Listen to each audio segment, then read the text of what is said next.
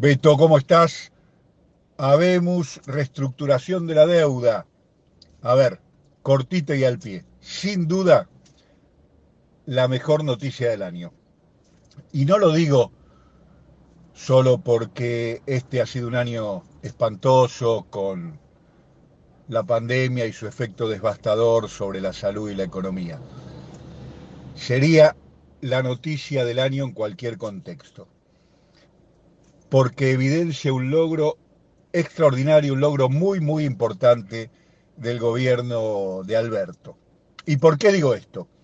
Lo digo por razones políticas y por razones económico-financieras. Desde el punto de vista político, dos cuestiones. La primera, porque la deuda en dólares con jurisdicción extranjera, que es lo que se acaba de reestructurar, más la deuda en dólares con los organismos internacionales, particularmente con el Fondo Monetario, constituía sin duda la trampa del macrismo. ¿Qué quiero decir con esto? Constituía el reaseguro de que las políticas que el macrismo pretendía imponerle a la Argentina no iban a desviarse, entre comillas, en ningún sentido populista y sí iban a mantener dentro del cauce del ajuste, para decirlo rápido y que todo el mundo lo entienda. ¿Por qué? Porque como era tradicional, al momento de renegociar la deuda o de tener que enfrentar un estrés financiero, el fondo se plantaba adelante, imponía condiciones que eran la garantía de que las políticas del ajuste iban a generar los fondos necesarios para hacer frente a los compromisos de la deuda y eso garantizaba la continuidad de un cierto sendero contrario a los intereses populares. Un sendero que los argentinos hemos recorrido una y otra vez, no hace falta repasar ahora, pero se entiende, la deuda era el reaseguro para que las políticas no se desviaran hacia ningún sendero llamado populista por la derecha neoliberal, y en ese sentido la reestructuración desarma, desbarata esa trampa y devuelve la soberanía hacia el gobierno para fijar políticas según su propio criterio.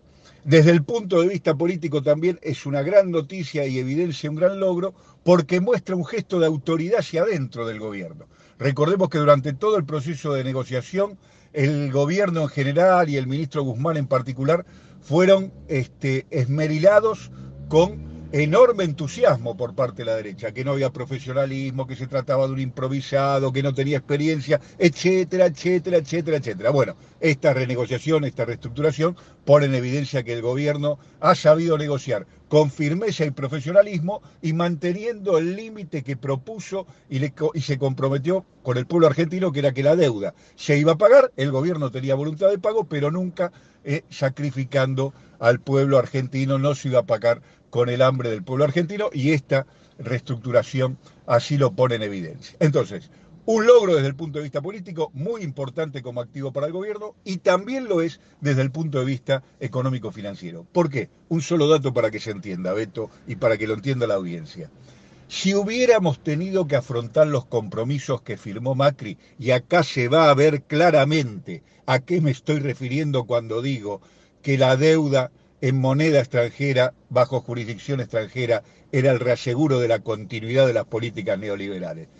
Hubiéramos tenido que pagar en el año 21, 22, 23, 24 acumulado más de 34 mil millones de dólares. Más de 34 mil millones de dólares. Esta reestructuración para el mismo periodo supone un compromiso de 6.200 millones de dólares. Es más de 5 veces menos de lo que hubiera tenido que pagar la Argentina si hubiera tenido que afrontar los compromisos que irresponsablemente firmó el gobierno macrista. Ese solo dato pone en evidencia que desde el punto de vista económico-financiero para la Argentina esta reestructuración es un éxito. 34 mil, más de 34 mil millones que hubiera habido que pagar en los próximos 4 años se reducen a 6.200, una cifra muy llevadera para un país como la Argentina. Pero también, desde el punto de vista económico-financiero, esto da previsibilidad respecto de la necesidad de divisas de la Argentina para hacer frente a los compromisos externos y en ese sentido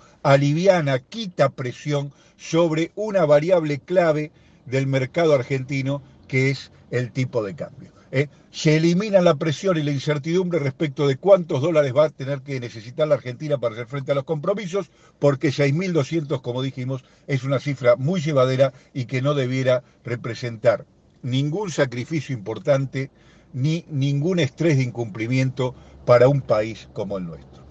En definitiva, esta reestructuración nos pone de cara al capítulo que viene, que es la negociación con el Fondo Monetario, otro éxito de la estrategia, ir primero con los privados y no con el fondo. Antes era primero con el fondo, se pactaba el ajuste y el ajuste era la garantía que hacía que los privados renegociaran. Esta vez se fue por otro lado y la renegociación con los privados ya cerrada pone al gobierno argentino en mejor condición para negociar de nuevo con firmeza y profesionalismo frente al capítulo que queda pendiente, que es el de la deuda con los organismos internacionales, el Fondo Monetario en particular. Entonces, despejado eso, se abre la posibilidad de establecer nuevamente una política de crecimiento, desarrollo con justicia social, que es lo que el pueblo argentino está esperando y lo que el gobierno popular que encabeza Alberto con Cristina prometió al pueblo argentino. Y no me cabe duda que despejada esta variable va a llevar adelante más temprano que tarde